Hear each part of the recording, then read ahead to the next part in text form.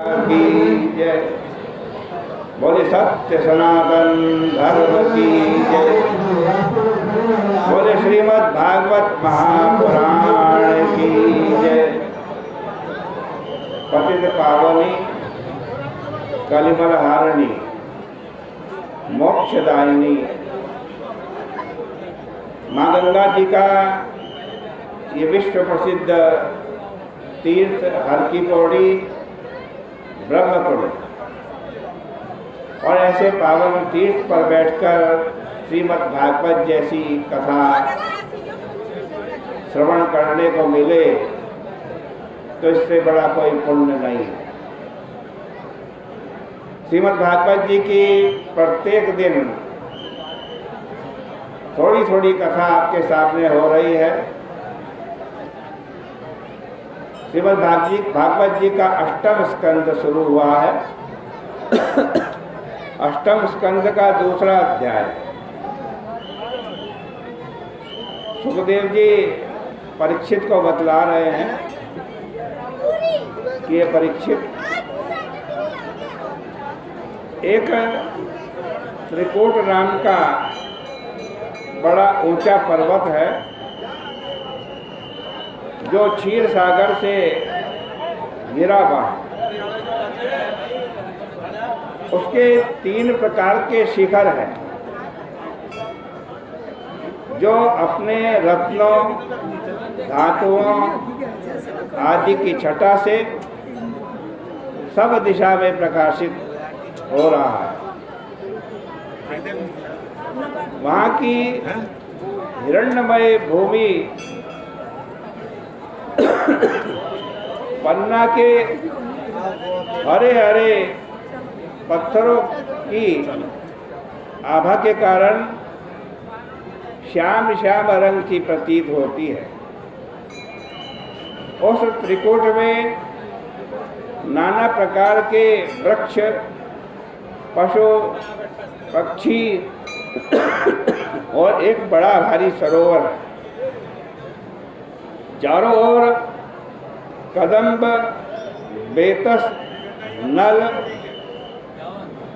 नीप वंजुल कुंद कोरवक के वृक्ष लगे हुए हैं। उस त्रिकूट की तलहटी के जंगल में एक महागजेंद्र रहता था। एक बार वह गजेंद्र अपनी हथनियों के साथ विहार करता हुआ और मार्ग में पड़ने वाले वृक्षों को तोड़ता रौंदता हुआ सरोवर के पास आ गया। वह बड़ा बलशाली था। ऐसा बलशाली कि उसके डर से सिंह भी भाग जाए। जिस प्राणी पर उसकी कृपा हो जाती वही निर्भय होकर वहां विचरण करता। जब वह वहां आया तब धूप का समय था। उसे बड़ी प्यास लगी, इसलिए उसने सरोवर के सुवासित जल में घुसकर पहले तो अपनी प्यास बुझाई और उसके बाद हथनियों और बच्चों के साथ उस सरोवर में क्रीड़ा करने लगा।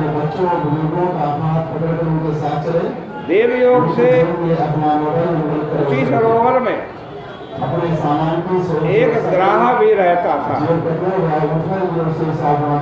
उसने क्रोध से गजेंद्र का पांव पकड़ लिया। गजेंद्र ने अपने पूरे बल का प्रयोग किया, लेकिन वो ग्राह के पकड़ से छूट नहीं पाया। हथनियां भी चिल्लाने लगी। संघर्ष में बहुत समय बीत गया। पानी में होने के कारण ग्राहक का बल तो बढ़ता जाता, किंतु हाथी का बल कम होता जाता। इस तरह गजेंद्र के सामने बड़ा भारी संकट उपस्थित हो गया। इस प्रसंग का वर्णन करते हुए वृंदावन के वक्ता लोग कहते हैं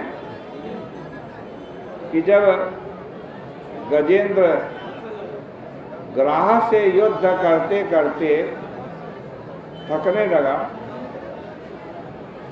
तो उसके साथ जो हजारों हथनियां थी, उनके बच्चे थे, उन्होंने अपने अपने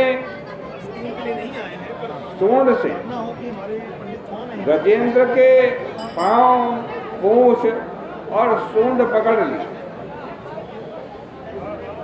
फिर उन पकड़ने वालों को